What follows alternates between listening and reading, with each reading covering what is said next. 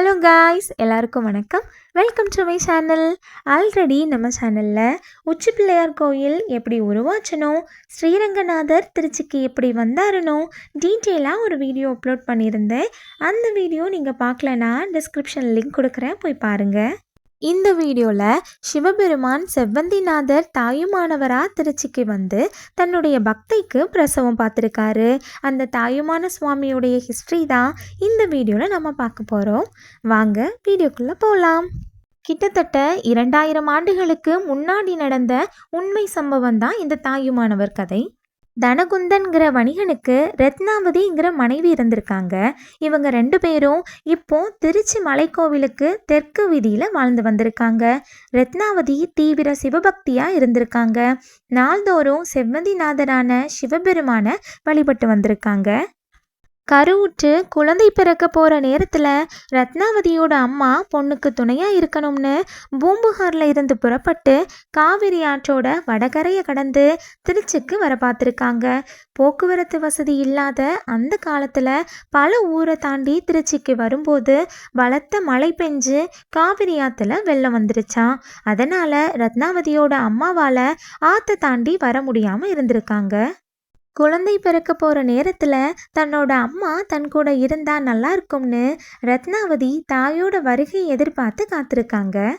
அம்மா வராததுனால தன்னோட மன வேதனையை செவ்வந்திநாதர்கிட்டையும் மட்டுவார் குழலி அம்மன் கிட்டையும் தினமும் சொல்லி வழிபட்டு வந்திருக்காங்க. தன் பக்தையோட வேதனையை பொறுக்க முடியாத சிவபெருமான் அவரே ரத்னாவதியோட அம்மா உருவத்தில் வயசான தோற்றத்தில் பேறுகால பொருட்களோடு ரத்னாவதி வீட்டுக்கு வந்திருக்காரு.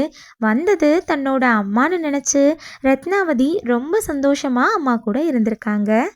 தாயுமான ஈசன் தன்னோட பக்தைக்கு பிரசவம் பார்த்து குழந்தை பிறந்ததும் நல்லபடியாக பராமரித்து பாதுகாத்து வந்திருக்காங்க. புயல் மழை எல்லாம் ஓஞ்சு ரத்னாவதியோட அம்மா திருச்சியில் இருக்க தன் பொண்ணோட வீட்டுக்கு வராங்க. அங்கே வந்து பார்த்தா தன்னை மாதிரியே ஒருத்தங்க தன் பொன் கூட இருக்கிறத பார்த்து அதிர்ச்சியாகி போகிறாங்க.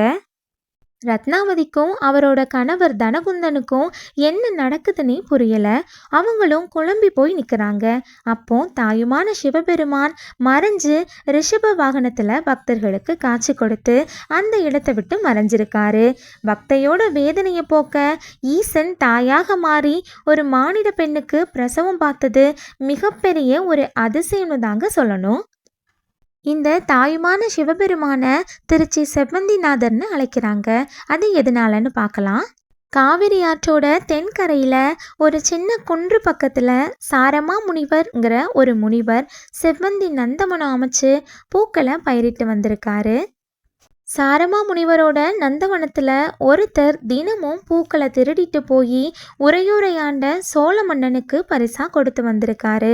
மன்னனுக்கும் அந்த பூக்கள் ரொம்ப பிடிச்சி போனதுனால அவரும் தினமும் பூக்களை கொண்டு வர சொல்லியிருக்காரு. தன் நந்தவனத்தில் இருந்து தினமும் பூக்கள் திருட்டு போகிறத மன்னர்கிட்ட முறையிட்டிருக்காரு சாரமா முனிவர். மன்னன் முனிவரோட பிரச்சனையை சரி செய்யாமல் உதாசீனப்படுத்தியிருக்காரு. பிறகு முனிவர் சிவபெருமான் கிட்ட முறையிட்டிருக்காரு.